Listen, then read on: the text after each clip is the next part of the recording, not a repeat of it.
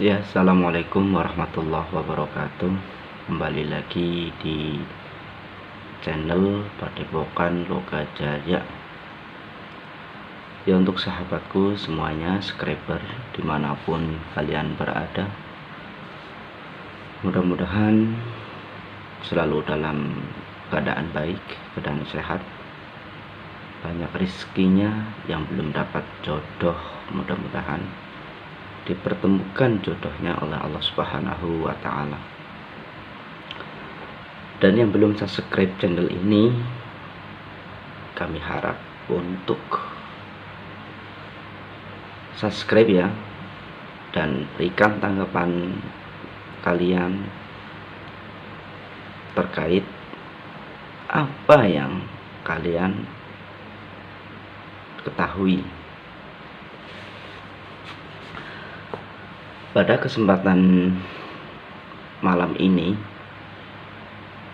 kami ingin membahas tentang perjalanan Satrio Piningit yang mana diperjalankan oleh Allah Subhanahu wa Ta'ala. Pada dasarnya, Satrio Piningit itu memang tidak mengetahui bahwasanya dirinya adalah manusia pilihan. Tetapi dengan seiringnya waktu, dengan kejadian-kejadian yang di luar nalar, di luar akal logika, sehingga Satrio Piningit itu menjadi ingin tahu siapa sesungguhnya dirinya ini. Dengan perjalanannya dari satu desa ke desa lain, dari satu tempat ke tempat lain, menanyakan siapa dan bagaimana kok bisa dirinya seperti itu. Nah, ini proses untuk meyakinkan bahwasanya apa yang dimiliki, kemampuannya, apa yang dimiliki dengan keanehan-keanehan yang dialami itu menjadi suatu bukti bahwasanya, atau menjadi suatu keyakinan bahwasanya dirinya adalah manusia pilihan. Ya, itu satu perjalanan dari tempat satu ke tempat yang lain.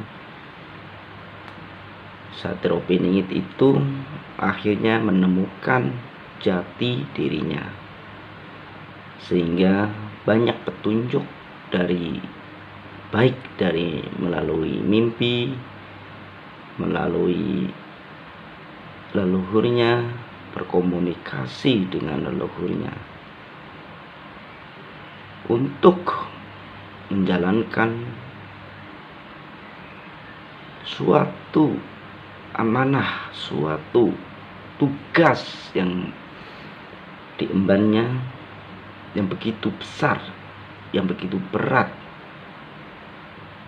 tidak mudah untuk dijalani karena penuh pengorbanan, baik dari pikiran, baik dari tenaga, baik dari mengorbankan bahkan keluarganya, hanya untuk mencari ridho Allah Subhanahu wa Ta'ala, untuk menjalankan tugas-tugas yang diembannya. Tentunya kalau saya nih, semuanya nih, saya berikan tugas kayak gitu, saya tidak akan mampu, bahkan tidak bisa itu ya. Tetapi dengan dituntun oleh para leluhurnya, dituntun oleh para raja-raja terdahulu, dibimbing langsung oleh para wali, para kekasih-kekasih Allah yang terdahulu, sehingga Satrio Piningit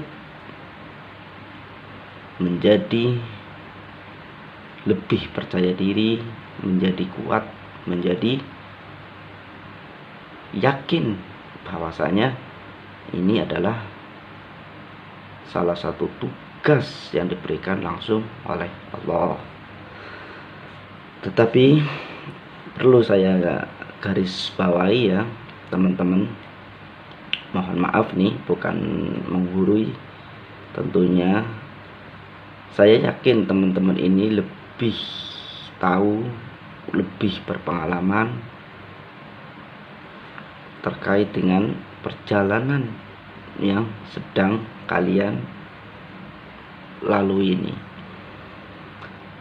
Yang perlu digarisbawahi, Satrio Piningit itu tidak diperbudak oleh makhluk-makhluk astral itu atau makhluk gaib itu, dan tidak maksudnya tidak disetir ya, karena Pak Satrio Piningit itu adalah yang memimpin makhluk-makhluk yang tidak kelihatan mata itu ya. Kalau sampean juga harus, para sahabatku nih juga harus lebih hati-hati lagi ya, karena yang saya khawatirkan antara tugas dari Allah dan tipuan jin. Nah, jadi kalau Satrio Piningit ini yang memimpin, bukan yang disuruh ya, bukan yang disuruh ke sana ke sini, tetapi dia hanya makhluk gaib itu atau leluhur itu hanya memberikan suatu wejangan atau suatu perintah itu yang tidak bersifat dia dipaksa gitu. Apalagi harus ada ritual khusus. Kalau ada ritual khusus, seumpamanya nih harus ada sesajen apa, harus ada persembahan apa, itu perlu diwaspadai. Karena itu saya yakin itu adalah jin yang mau menggoda. Dan Satrio Piningit dari perjalanan dari satu tempat ke tempat lain, yang tentunya itu juga bukan atas kemauannya juga ya, karena Satrio Piningit itu sudah bisa membedakan mana perintah Allah dan mana iblis-iblis yang ingin menyesatkan Satrio Piningit itu. Tetapi Satrio Piningit itu kan orangnya teliti, waspada, sehingga mampu membedakan mana yang asli dan mana yang tipuan. Sudah jelas dikatakan oleh Joyoboyo bahwasanya Satrio Piningit itu tidak mudah ditipu, dan Satrio Piningit juga banyak yang ingin memanfaatkan kelebihannya. Tetapi Satrio Piningit juga tahu walaupun dia menjalankannya, seumpamanya dimintain ini, tetap Satrio Piningit mengasih, karena sifat Satrio Piningit itu memang lebih besar kasih sayangnya daripada kemarahannya. Satrio Piningit juga bisa marah, karena itulah sifat yang dimiliki kemanusiaannya itu.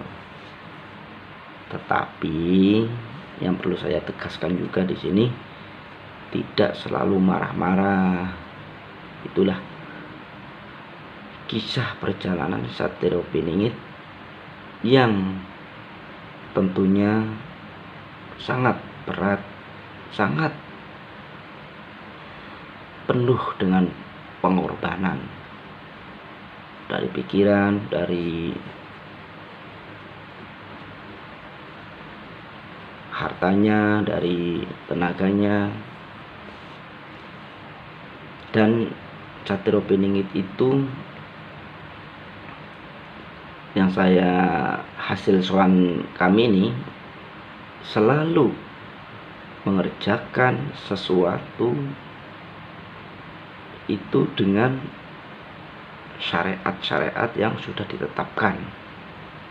Jadi Satriya itu tidak keluar dari ajaran-ajaran yang sudah ada nih, namanya ajaran Islam ya. Itu ya tetap menjalankan puasa, menjalankan sholat, beribadah lah sesuai dengan Quran dan hadis. Karena Satriya juga didampingi para wali, para utusan-utusan Allah yang